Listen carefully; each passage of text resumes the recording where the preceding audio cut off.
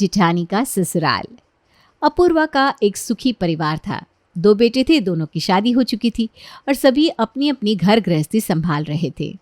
अपूर्वा की बड़ी बहू का नाम था सुशीला। सुशीला की शादी को भी तकरीबन 19 साल हो गए थे।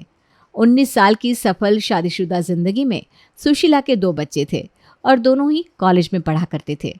छोटी बहू उर्मिला की शादी को 12 साल का लंबा समय गुजर गया था और अब उसकी बेटी भी 5वीं क्लास में पढ़ रही थी। कुल मिलाकर दोनों बहू का परिवार पूरा हो चुका था और अब दोनों ही अपने अपने बच्चों की परवरिश पर ध्यान दे रहे थे। छोटी, आजकल मेरी तबीयत ना कुछ ठीक नहीं रहती, पता नहीं क्यों बहुत कमज़ोरी लगी रहती है, घर के कामों में भी मन नहीं लगता। अरे भाभी, कहीं बुखार तो नहीं है? एक बार डॉक्टर से चेकअप करा लीजिए। आजकल टाइफाइड बड़ा सुनने में आ रहा है, कहीं आपको भी तो नहीं हो गया? अच्छा, पहले कभी ऐसा हुआ है क्या? नहीं, ऐसा पहले तो कभी नहीं हुआ। वैसे तो तबीयत ठीक ही रहती है, लेकिन पता नहीं आजकल क्या हो गया है।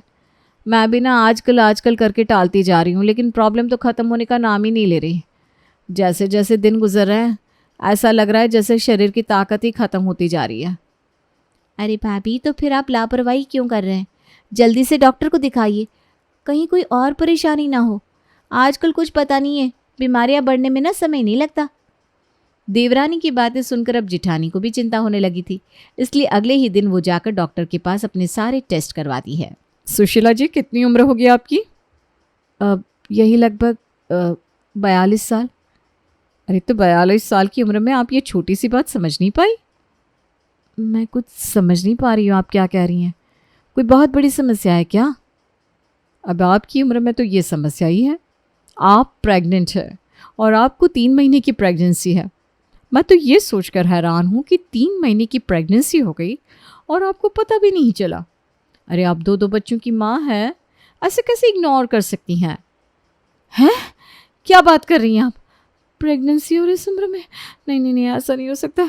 डॉक्टर साहब, मेरे बच्चे कॉलेज में पढ़ते हैं, ये कैसी बात कर रही हैं आप? अरे मैं कैसी बात कर रही हूँ? जो आपकी रिपोर्ट में लिखा है वही आपको बता रही हूँ। अब ये सब तो आपको पहले सोचना चाहिए था। फिलहाल आप 3 महीने की प्रेग्नेंट है और आपकी बाकी के रिपोर्ट्स देखकर मैं आपको यही सजेस्ट करूंगी कि आपको इस प्रेगनेंसी को कंटिन्यू करना चाहिए, क्योंकि इस स्टेज पर प्रेगनेंसी को टर्मिनेट करना आपकी हेल्थ के लिए बहुत रिस्की होगा।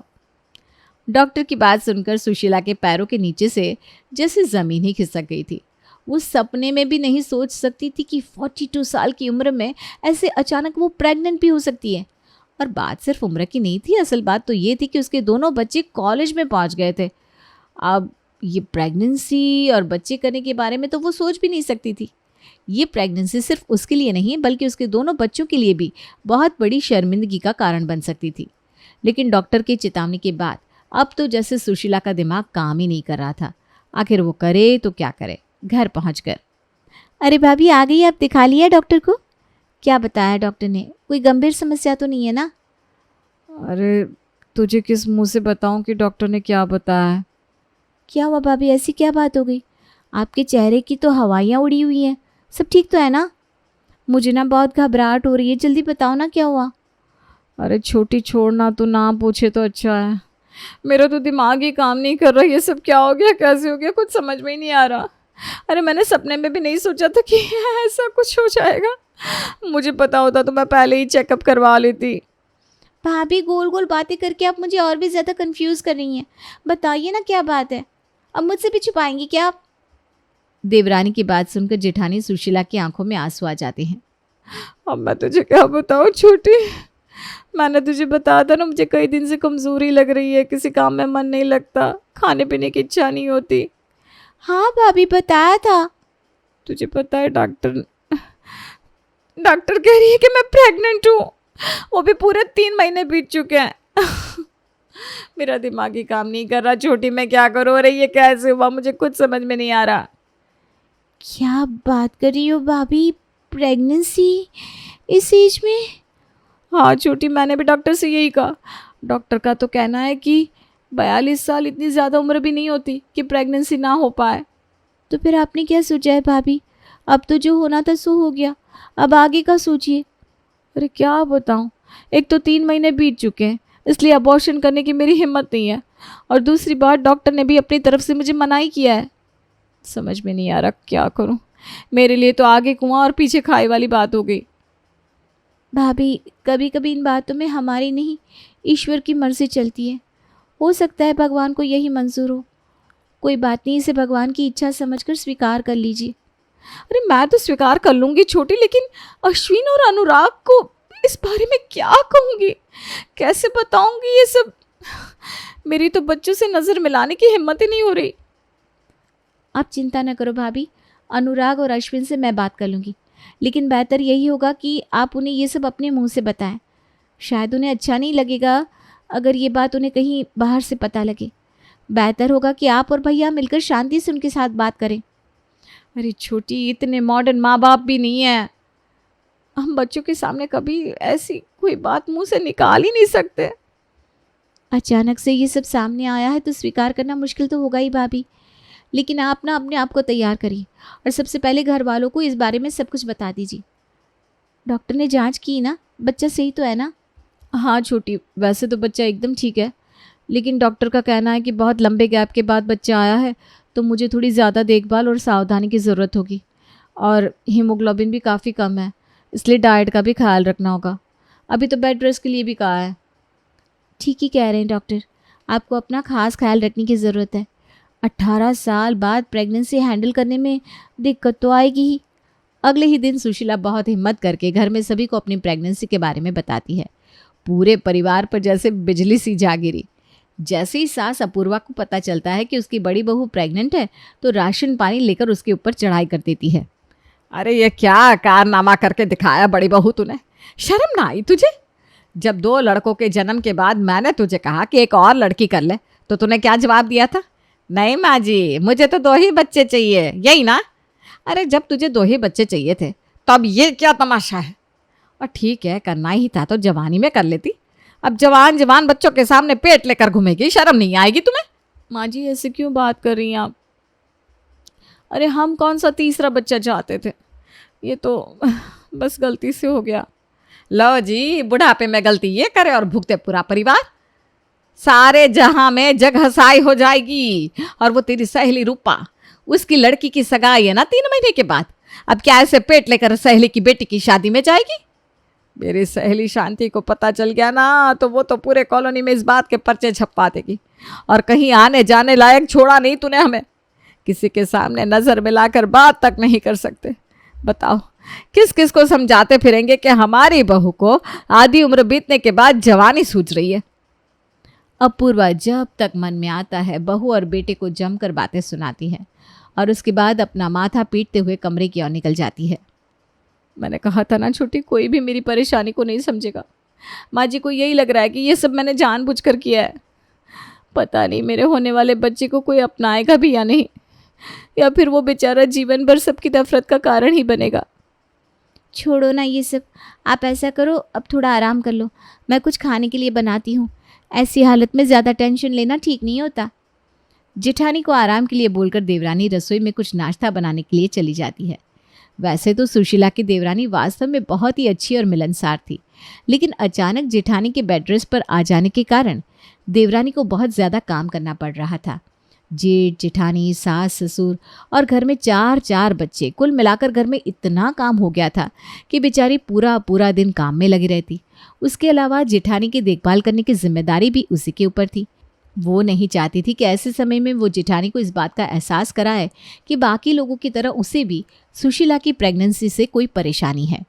एक दिन देवरानी उर्मिला सुशीला के लिए खाना लेकर उसके कमरे में जा रही थी, तो देखती है सुशीला के दोनों बच्चे पीछे के दरवाजे से दबे पांव बाहर निकल रहे हैं। अरे अनुराग, अश्विन, इधर आओ। कहाँ जा रहे हो? बाहर जाना है तो मेन गेट से जाओ ना, यहाँ से क्यों जा रहे हो? अरे चाची धीरे धीरे बोलो ना, अभी तो जाने दो, वापस आकर मैं बताता हूँ कि मैं मेन गेट से क्यों नहीं जा रहा हूँ। नहीं, पहले बताओ, आखिर चोरों की तरह छुप छुप कर घर के पिछले दरवाजे से निकलने का क्या मतलब है? चाची क्या करे, मम्मी पापा ने तो हमें हमारे दोस्तों के सामने आने से भी शर्मिंदा कर दिया। जब भी बाहर कोई भी मिलता है सीधा मम्मी की प्रेगनेंसी के बारे में बात करता है। सबके लिए हॉट टॉपिक बनी हुई है मम्मी। और आपको पता नहीं है, हमारे दोस्त ना कैसी कैसी बातें करते हैं, सुनकर भी शर्म आने लगती है। अरे बेटा, अपने माता पिता से भी कभी बच्चों को शर्म आती है क्या?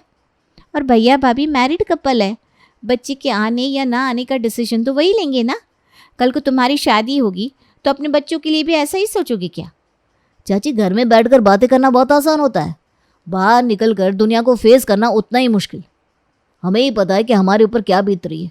हमारे दोस्त और रिश्तेदार मम्मी की प्रेगनेंसी को लेकर हमारे ऊपर गंदे गंदे टॉन्ट करते हैं और हमें सर झुका के सबकी बातें सुननी पड़ती है। क्या करे, हर किसी से झगड़ा तो नहीं कर सकते ना इस बात को लेकर। सुशीला की प्रेगनेंसी की खबर घर में सभी के सामने आ चुकी थी। शुरुआत में इस बात को एक्सेप्ट करना मुश्किल तो था, लेकिन धीरे धीरे अब सभी लोग थोड़ा सामान्य होने लगे थे। बस सास अपूर्वा आज तक इस बात को सही तरीके से स्वीकार करने को तैयार नहीं थी। 7 महीने बीतने को आए थे, लेकिन अभी भी वो बहू को तानों की खंजर चुभाने से बाज नहीं आ रही थी। एक दिन, माँ जी, मौसी जी के यहाँ से कार्ड आया है, उनकी छोटी बेटी की शादी है अगले महीने। अरे वाह, ये तो बड़ी खुशी की बात है। चलो भाई, तैयारियों में लग जाओ। मेरी छोटी बहन बीनू के यहाँ पहली शादी है। इतना दूर घर है उसका, मिले हुए भी कई कई साल बीत जाते हैं। चलो भाई, इस बार शादी के बहाने जाऊंगी तो महीना 2 महीना रुक कर ही आऊँगी। अरे ऐसे कैसे माँ जी? बीनू मौसी जी के यहाँ जाने में तो कितनी शर्म आएगी आपको। ऐसे कैसे चली जाएंगी आप उनकी यहाँ शादी में? मैं तो कहती हूँ ख़त्म करिए सारी रिश्तेदारी। अरे बहुत दिमाग तो खराब नहीं है तेरा? मेरी बहन के यहाँ उसके बेटे की शादी है, इसमें शर्मिंदगी वाली कौन सी बात है? ये तो खुशी की बात है। माँ जी, लग रहा है बहन के प्यार में आप भूल गई कि मौसी जी आपसे पूरे 15 साल छोटी है। अब जब भी मौसी जी यहाँ आती है तो आपको पता भी है मोहल्ले की औरतें कितनी बातें बनाती हैं। कहती हैं अपूर्वा की बहन नहीं, ये तो सुशीला की सहेली लगती है। अरे भाई, बहनों में उम्र का इतना अंतर भी नहीं होना चाहिए कि वो माँ बेटी नज़र आए। अब आप ही बताओ कैसे दुनिया का मुंह बंद करें। मैं तो कहती हूँ ऐसे लोगों से रिश्तेदारी रखना छोड़ दीजिए आप, जिनकी वजह से दुनिया में बेइज्जती का सामना करना पड़े। अब आप शादी में जाओगी, वहाँ जो भी आपको देखेगा वो तो यही कहेगा ना, आप मौसी जी की बहन नहीं, उनकी माँ नज़र आती हैं। अब इसमें भला आपकी क्या गलती है अगर मौसी आपसे 15 साल छोटी है तो? लेकिन अंतर होने से ऐसा थोड़ी ना है कि आप उनकी माँ बन जाएंगी। जब रिश्ता बहन का है तो बहन ही कहलाएगी ना। अरे आग लगे ऐसे रिश्तेदारों को जो बात बनाते हैं। बनाने दो उनको बात। ऐसे बातें बनाने से मैं अपनी बहन को छोड़ दूंगी क्या? और ठीक है ना, 15 साल का अंतर है तो है, क्या हुआ? जब हमारे परिवार को कोई समस्या नहीं है तो बाहर वाले होते कौन है बोलने वाले? वाह माँ जी वाह, जब आपकी बहन पर बात आई तो आप बिल्कुल सिरे से उखड़ गई। लेकिन यही बात जब जेठानी जी के साथ है तो आप पिछले 8 महीने से उनको लगातार बातें सुना रही हैं।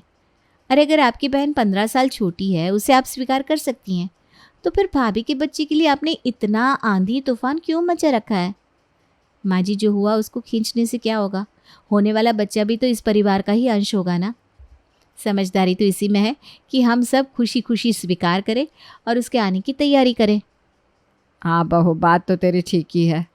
खैर, जिसने दुनिया में आना होता है वो आता ही है। हो सकता है इसके पीछे भी भगवान की कोई मर्जी छिपी हो।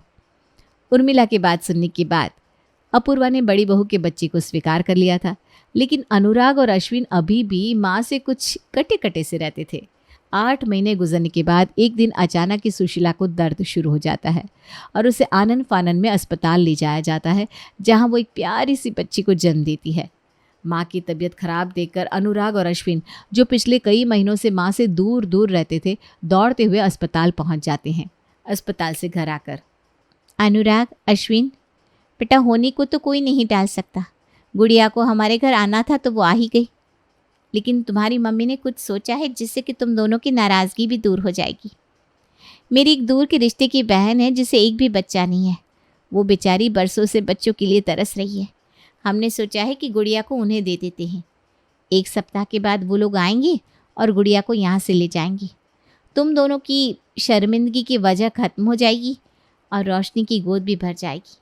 सबकी प्रॉब्लम दूर हो जाएगी। फिर तो नाराज़ नहीं रहोगे ना तुम दोनों अपनी माँ से। तुम जानते हो ना भाभी तुम दोनों से कितना प्यार करती है। ये अब क्या बोल रही हो चाची? हमारी गुड़िया को कोई और क्यों ले जाएगा? हम अपनी गुड़िया को किसी को नहीं देने वाले। अरे इतनी प्यारी है वो, उसके नन्हे नन्हे हाथ पैर, उसकी छोटी छोटी आंखें, मेरा तो मन ही नहीं भरता उसे देखकर। सबकी बहन होती है, इसीलिए भगवान ने हमें भी ये छोटी सी प्रिंसेस दी है, ताकि ये हमें राखी बांधे, हमारे साथ खेले। अब एक पल के लिए भी गुड़िया को हम अपने से दूर नहीं होने देंगे। अश्विन बिल्कुल ठीक कह रहा है माँ, हमें माफ़ कर दो, हमें इस तरह से रिएक्ट नहीं करना चाहिए था, लेकिन हम समझ ही नहीं पा रहे थे कि हम ये सब कैसे फेस करें। अब आज के बाद ऐसी कभी बात मत करना, गुड़िया हमारी बहन है और हम भी आपसे बहुत प्यार करते हैं। उर्मिला, वैसे तो तू मेरी देवरानी है, लेकिन तूने एक छोटी बहन होने का सारा फ़र्ज़ निभाया है। इस प्रेगनेंसी में जितना तूने मेरा साथ दिया ना, उतना तो शायद कोई सगी बहन भी नहीं देती। तूने सिर्फ मुझे हिम्मत नहीं दी, बल्कि पूरे घर वालों को भी इस बात का एहसास कराया कि गुड़िया हमारे फैमिली का हिस्सा है और उसके आने पर हमें खुशी मनानी चाहिए। हाँ तो आप परेशान क्यों हो रही है भाभी? अरे भाई मैं भी तो चाची बनी हूँ ना, और चाची भी तो आधी माँ ही होती है।